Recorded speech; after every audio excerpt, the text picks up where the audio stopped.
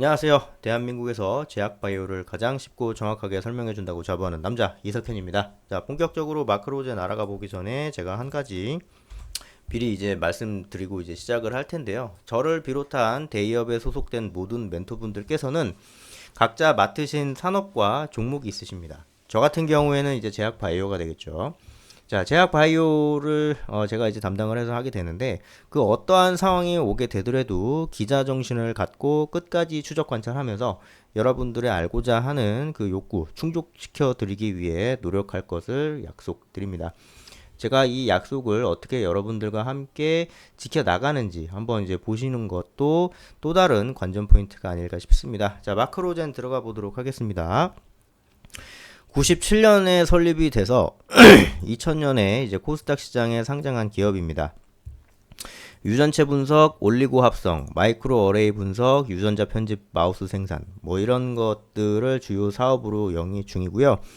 아직까지도 굉장히 좀 도전적인 사업체입니다. 이 유전 산업 자체가 그렇지만 97년도 대비를 했을 때 97년 대비로 봤을 때 상당히 진일보한 것이고요.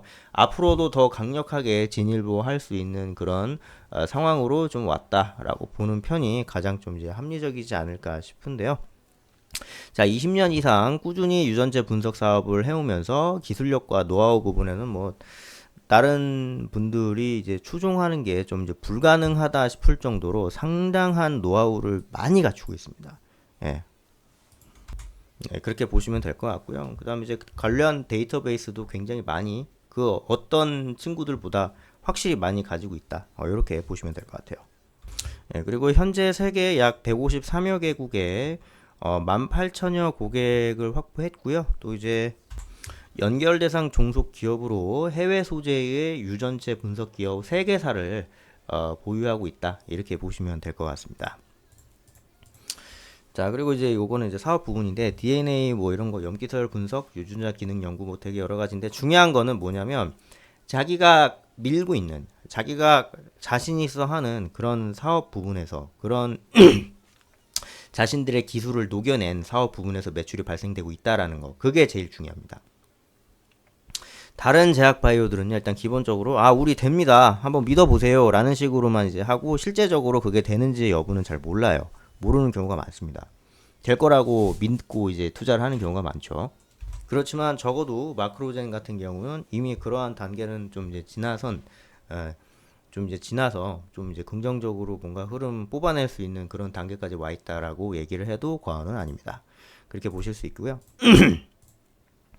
자, 그리고 용역 매출 그러니까 매출이 나오고 있는 건 아는데 구체적으로 어느 부분에서 세밀하게 이제 나오고 있느냐 이제 이런 부분을 좀 이제 따져본 그런 표인데 이거는 뭐 그렇게 중요하진 않고 중요한 건 아까 제가 말씀드린 그런 부분들이 있다라는 것 자체가 중요한 거고요. 구체적으로 이런 거는 그냥 이제 참고 삼아 한번 이제 보시면은 좋을 것 같습니다. 네.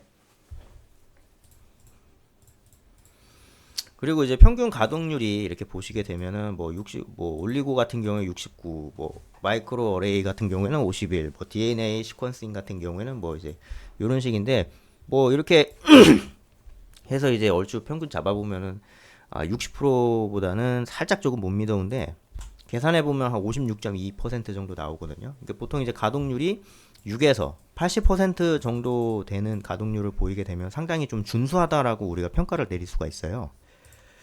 그렇지만 일단은 뭐 이런 상황이다라는 걸 저는 이제 말씀드리고 싶고, 그리고 이제 연구개발 비용 이런 거 보시면은 뭐 매출액 대비 이제 연구개발 비용이 상당히 그래도 좀 괜찮은 그런 부분으로 나오고 있어서 이런 부분도 꽤나 긍정적으로 생각을 해볼 수 있는 여지가 굉장히 좀 많이 있다 이렇게 보시면 될 것 같고, 그리고 이거는 이제 뭐 이제 이 친구가 이제 이 계약처로부터 기술을 가져온 거예요.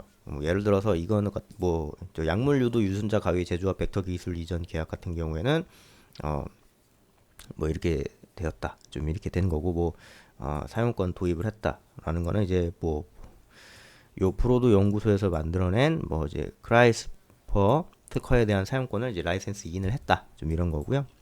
뭐 대표 뭐 이제 전체적으로 뭐 이제 이런 상황이다. 뭐 이렇게 보시면 될 것 같습니다. 그리고 마지막으로 이제 재무제표 보시게 되면 이제 흑자가 발생되고 있다라는 게 가장 중요한 거죠. 웬만한 친구들은 그러니까 자기가 좀 능력 있다라고만 얘기를 하고 실제적으로 뭐 매출 흑자가 나는 경우는 별로 없어요. 제약바이오 많이 이제 보시다 보면 아시게 될 텐데 그런 거로 상당히 좀 긍정적으로 볼 수 있는 부분이고요. 그리고 재무제 부채 비율 같은 경우에도 50%대 이거 엄청난 겁니다, 사실. 네, 보통 막 70, 뭐 적자는 계속 막 몇십억, 몇백억씩 나고 뭐 부채 비율 뭐 이제 100% 넘어가고 뭐 이런 게 대부분인데 상당히 준수하다라고 볼 수 있을 것 같습니다. 네.